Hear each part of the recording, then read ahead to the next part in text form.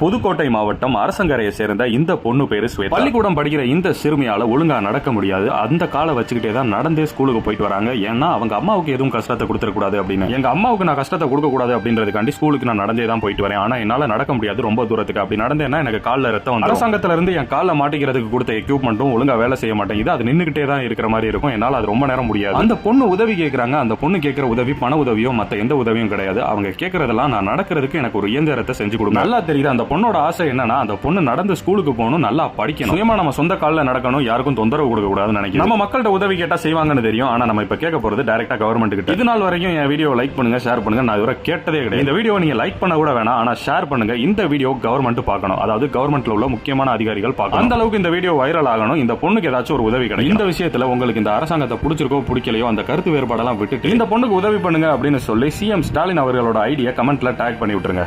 நானும் பண்ணி விட்டுறேன்.